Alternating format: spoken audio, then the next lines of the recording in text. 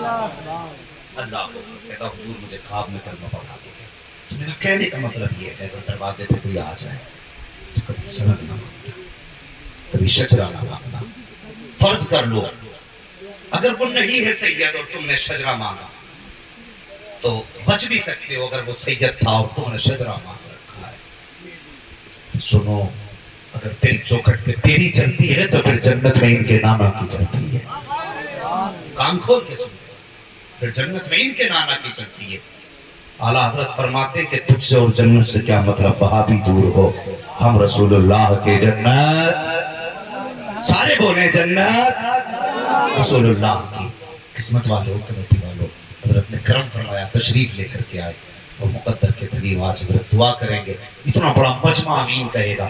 میں تو حضرت ایک بات کہتا ہوں, پتہ نہیں اس مجمع میں کون ایسا بندہ بیٹھا ہو جو جب دنیا سو جاتی ہو تو رات کو اٹھ کے اپنا رشتہ مصطفیٰ سے جوڑ لیتا ہو. کیا پتہ ہے, ضروری ہے جو بہت استار ضروری ہے حضور کا ہونے کے لیے. حضور سے عشق کے لیے ضروری نہیں کہ خوشبو لگے کپڑے پہنتا ہو تب عاشق ہے. کتنی بار تو پیبند لگانے والے بھی حضور کے اتنے قریبی ہوتے ہیں کہ لوگ مدینے جا کے وہ نہیں دیکھ پاتے جو وہ لیتے لیتے گھر سے مصطفیٰ کے نظارے دیکھ لے. جسے چاہا گھر پہ بلا لیا, جسے چاہا اپنا بنا لیا. یہ بڑے کرم کے ہیں فیصلے, یہ بڑے نصیب کی بات ہے, یہ بڑے نصیب کی بات ہے.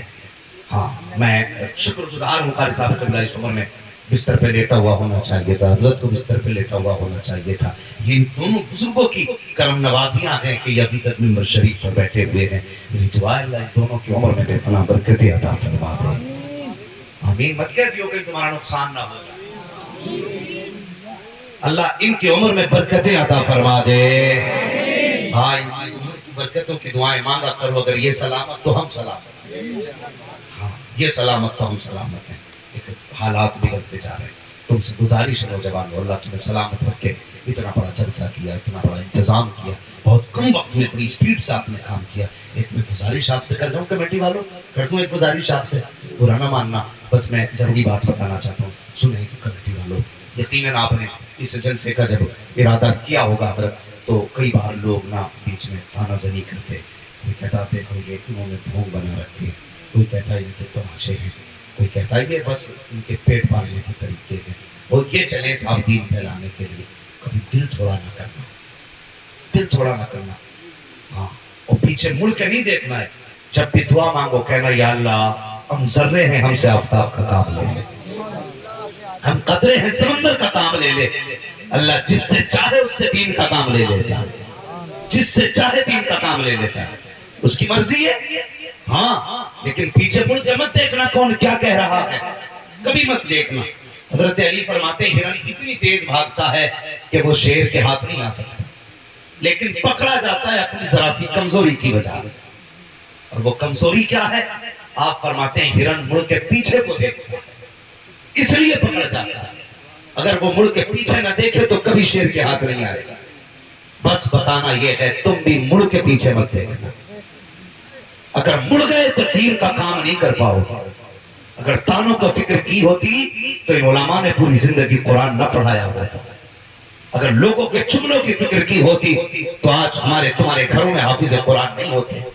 تمہیں تو کچھ بھی تانے نہیں ملتے جو ان مدرسہ چلانے والوں کو تانے ملتے ہیں, جو قرآن پڑھانے والوں کو تانے ملتے ہیں. یاد رکھو جب دین والوں کو کوئی تانے دیتا ہے, کوئی جملے کستا ہے, بشریت کا نقیب آواز دیتا, میرے بندے برداشت کر لے, بس کچھ دن کی دنیا ہے, کچھ لمحوں کی دنیا ہے, مر کے یہ بھی قبر میں آئے گا, تو بھی قبر میں آئے گا. میدان عشق میں جب تجھے اٹھاؤں گا تب دنیا کو بتاؤں گا کہ تم جسے تانے دیتے تھے یہ تمہارے تانوں کا حقدار نہیں, یہ تو میری رحمت اور دونوں جنت کا حقدار رہا.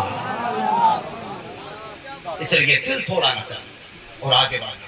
لوگوں آپ سے گزارش کریں بارش کیوں نہیں ہو رہی ہے, یہ تو اللہ ہی جانے, اس کے راز ہیں وہی جانے. بظاہر ہم نے یہ سنا اور پڑھا ہے جب گناہ زیادہ ہوتے ہیں تو بارشیں روک دی جاتی ہیں. بس گناہ زیادہ ہوتے ہیں تو بارشیں,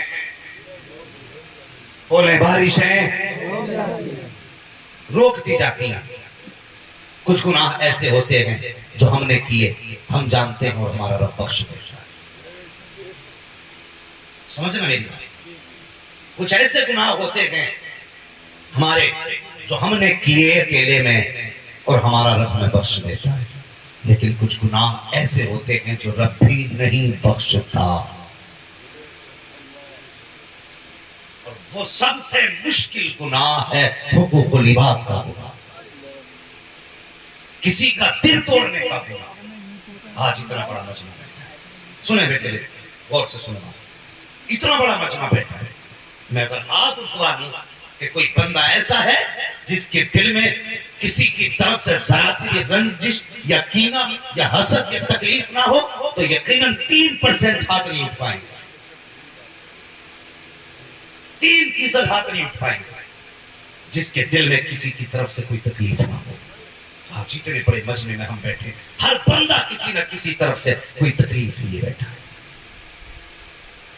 مشیت تو یہ کہتی ہے تو مسجد میں اگر کسی کا انعام دل میں لے کے آتا ہے تو پھر میں تیرے سجدے بھی قبول نہیں کرتا۔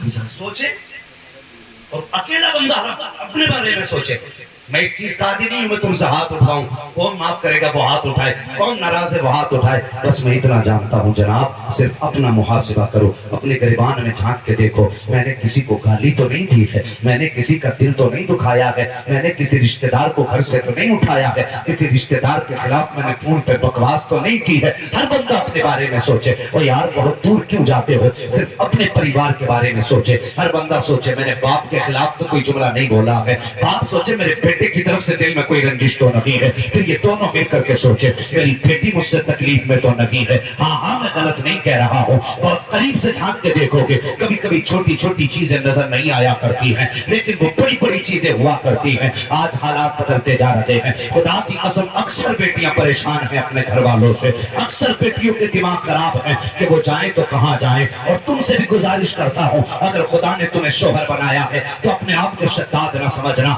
اپنے آپ کو حامان نہ سمجھنا، اپنے آپ کو قارون نہ سمجھنا۔ اگر تمہیں الرجال قوامون علی النساء کا خطاب دیا گیا ہے تو اپنے آپ کو دجال مت سمجھ لینا۔ خیریت نہیں ہے اگر تمہاری وجہ سے کسی کی بیٹی کا دل ٹوٹ گیا، بلا وجہ اگر تم نے کسی کو ستایا، ایک بات کان کھول کر کے سن لینا، ہر گھر کے اندر کسی کی بیٹی موجود ہے، کسی کی بیوی موجود ہے، کسی کی ماں موجود ہے۔ فرمایا گیا ہے جس گھر کے اندر کوئی عورت رویا کرتی ہے اس گھر سے خدا کی رحمتیں روٹ جایا کرتی ہیں، اس سے رحمتیں ناراض ہو جایا کرتی ہیں۔ آج ہر گھر کی کہانی ہے، کہیں پہ بیٹی رو رہی ہے، کہیں پہ ماں رو رہی ہے، کہیں پہ بیوی رو رہی ہے۔ اگر حضور سے عشق کیا ہے تو رشتے ایسے نبھا کے جاؤ، ایسے نبھا کے جاؤ کہ جب تیرا جنازہ اٹھے تو کوئی یہ نہ کہے کہ اچھا ہوا جنازے پہ لیٹ کے جا رہا ہے، بلکہ ایسے زندگی گزار کے جا اگر جنازہ تیرا اٹھے لوگ روئے تو ضرور لیکن وہ دعا کر کے نہ روئے، یہ سوچ کے روئیں یہ جا رہا ہے آج کے بعد میرے گھر کا چولہا کیسے چلے گا،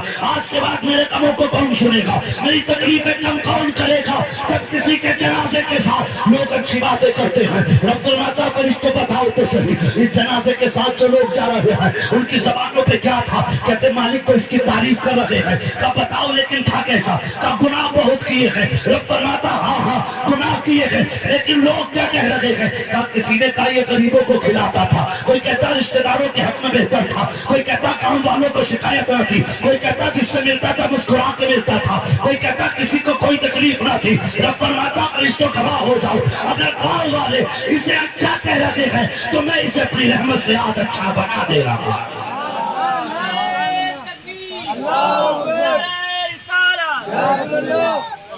ہاں جب جنت بانٹنے کی باری آگی پرانا ماننا، جب جنت بانٹنے کی باری آتی چوراہے پہ کھڑے ہو کے آستین اٹھا کے ایسا لگتا ہے جیسے کہ اس نے کوئی گناہ کیا ہی نہیں۔